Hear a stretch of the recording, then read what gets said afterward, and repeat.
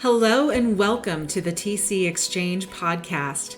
I'm Amity Kraus, ex-retail girl turned realtor turned business owner, where I teach new transaction coordinators how to navigate the complex real estate industry and coach experienced TCs how to level up their game and businesses to add even more value to their agents. Come along with me while I guide you through this intense, complicated, but always fun world of transaction coordination.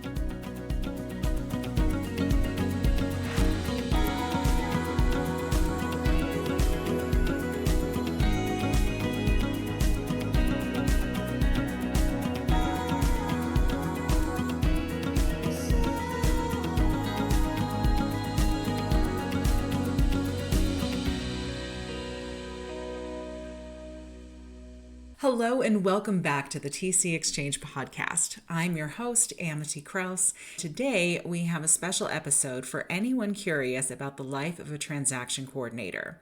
The big question we're addressing is TC life right for me?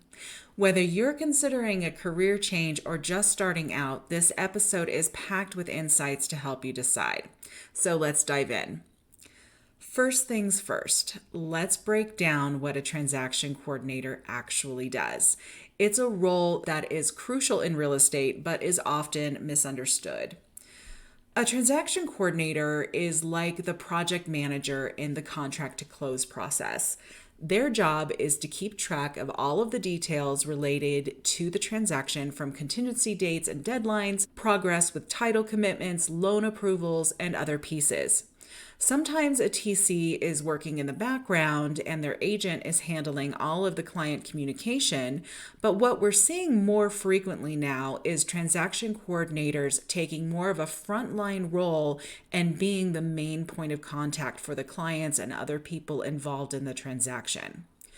Depending on if the TC is licensed or not, they may get involved in negotiations and drafting the documents, but that will ultimately depend on the agreement that they have with their agent and the laws in the state that they're practicing in.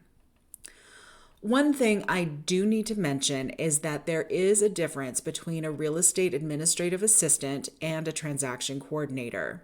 An admin might do some of the duties that a TC does, but a TC does not typically do the duties that an admin does. For example, an admin typically has responsibilities in marketing and database management.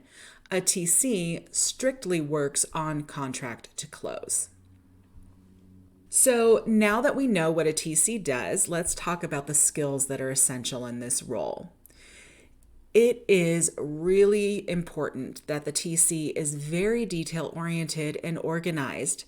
There are many tools that are available to be added to a TC system that will help support this, but the most successful TCs are passionate and borderline obsessive about the details. I say that there are two main jobs of a transaction coordinator for their agents. Number one, get them paid, and number two, help keep them licensed. I recall my very first transaction that I was a TC on. At the time, I was picking up work at my brokerage and processing files. I received my very first contract from the agent in my brokerage and was reviewing it. I clearly recall this. It was a weekend, a Saturday morning. Back in those days, I had no boundaries. There's going to be more on that later. And going over the details of the contract, and I noticed that there were some things incorrect. In this case, it was a cash transaction, but all of the checkboxes and dates were filled in for financing contingencies and so on. This was totally contrary to what I had been told by the agent when we were discussing the deal, so I immediately reached out and we ended up drafting an amendment addressing those details. If I hadn't been reading through the contract with a fine-tooth comb, I could have missed that, and we could have an entire contract that potentially put the buyer and or the seller at risk. Having strong communication skills is also very important for a TC. Not only do you need to be fluid and adapt your communication style to multiple parties, you also need to be clear, confident, and ultimately responsive. As a TC, you'll likely be pulled in multiple directions throughout your day. In order to stay on top of things, I like to task batch my day so that I don't miss anything. I typically work my checklist first thing in the morning so that I can get all my requests for follow-up completed, and then I can focus on being responsive the rest of the day. I time block checking messages and emails every hour, and then I spend the remaining time on other tasks such as my compliance, system audits, and other thing on my to-do list. Recently, I had someone ask me about the most challenging transaction I'd ever been involved in.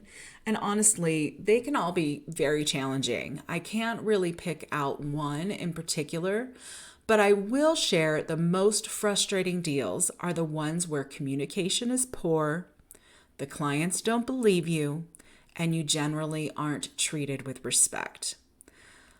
I would say that some areas that I focus on to address these are, one, with poor communication, I involve my agent. I ask for their partnership by requesting that they ask the other parties we're communicating with, like the co-op agents, lenders, title, to keep me copied in, and that they commit to doing the same or referring people back to me.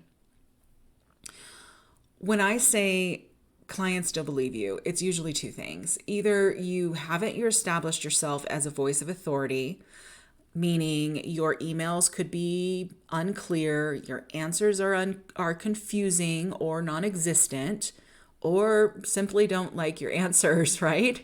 Like, I don't like mom's answer, I'm going to go ask dad. It happens. And as far as respect goes, the truth is that people who work in the administrative fields often don't get the respect we deserve. So I say, be nice. Even when you don't feel like it, be nice. They'll come around. I can't tell you how many agents I've worked with over the years who eventually learned that if they wanted an answer or they needed something done on a file and they couldn't reach my agent, they quickly recalled that they could count on me. And I don't mind. Now they're nice too. Every job has its ups and downs, and being a TC is no different. So let's talk about some of the pros and cons. It is true, being a TC is often a remote position. And what that can look like for a TC is that they wake up, roll to their desk, and work in their PJs. They get to go to appointments without asking for permission, meet a friend for lunch, take the kids to school and pick them up. It is still work, and it still requires commitment and focus from you. Let me warn you though, if you are a TC who is starting your own business, it is not like that at first, I promise you. It is a big time commitment and it is a grind. When I started as a TC, I was working my full-time job as operations manager of the brokerage at the same time. I was handling 25 to 30 files separately, closing every month. And then I was going home at the end of the day and working on my systems and my processes and all of my back-end operations. It's a lot. So just like any business, when you're an entrepreneur, any flexibility and balance, it's a ways away. Also, when you're starting out, you may have to make some choices about your boundaries. You might have none and decide that you will be available anytime, day or night or weekends. Or you might decide you're only available Monday through Friday from 8 to 5. And nothing is wrong with either one. But be aware, if you choose the non-boundary path, especially when you're starting out and trying to get your business going, it is very, very hard to change later. Be prepared to handle some objections and potentially lose a client. But one of the most wonderful things about this role is seeing the success of my agents and clients.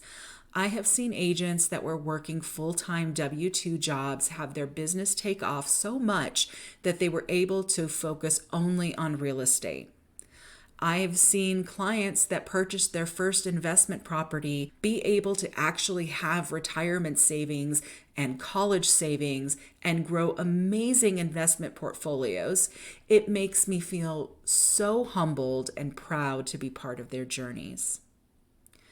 There are some cons that I have to mention other than the pseudo flexibility I've talked about before, and that's this. Real estate can be remarkably stressful. And we're talking, in many cases, the biggest investment that a person makes in their lifetime. Their lifetime. It is scary and risky.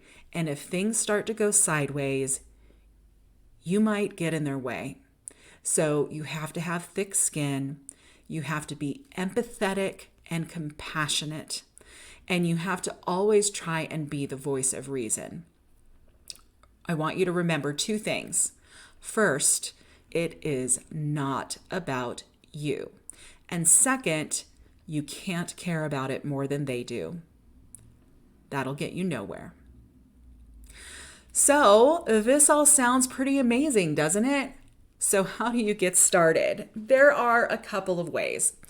First, if you already have some real estate experience, like you were a previous agent, you could start your own business as an independent transaction coordinator. To get that going, you would need to set up your business license, your insurance, plan your marketing strategy, as well as design all of your systems and your processes. My advice, if you go this route, is to make your system scalable so that if you do decide one day to take on additional TCs and agents, you have the plans in place already to get there. Be strategic. Now, if you don't have experience as a TC, you may consider working as an admin or a TC in a brokerage where they offer training in systems and contracts and all of those things you would need to know to manage efficient transactions. Then someday, when you feel confident enough to start a business, you've got that part down.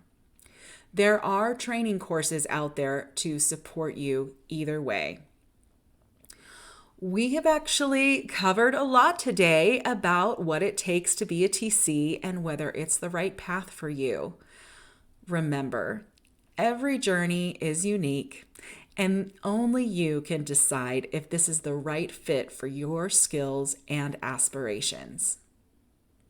I can't let another moment go by without letting you all know that I am launching a training course that is specifically designed for new transaction coordinators who want to learn how to do this job. This course is also great for current agents that are considering a change to their business model and moving into markets that they currently aren't in, or even anyone who just wants to brush up their skills. I have a special invitation for you. I am inviting the first 10 students who sign up a 50% off discount. In exchange, all I would ask is that I can ask you some questions before, during, and after the course to get your feedback for future students. If you're interested, please reach out to me on Instagram or Facebook at True North TCT. You can also reach me via email at amity@truenorthtransactionservices.com or on my website, truenorthtransactionservices.com. I am so grateful that you tuned in today. Please don't forget to subscribe for more insights into the world of transaction coordination. And until next time, keep navigating your true north.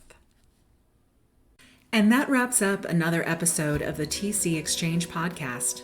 Thank you so much for joining me and being a part of this incredible journey through the world of transaction coordination. Remember, every challenge is an opportunity to learn, and together, we're setting the compass to true north. If you want to dive deeper into the world of TCs or simply connect with our growing community, follow us on Instagram at TrueNorthTCT. For exclusive content, insights, and engaging discussions, be sure to join our Facebook group, the TC Exchange. And for resources, courses, and a treasure trove of knowledge, check out our website at TrueNorthTransactionServices.com. Keep the conversations going, share your insights, and until next time, keep your compass pointing true north. See you soon.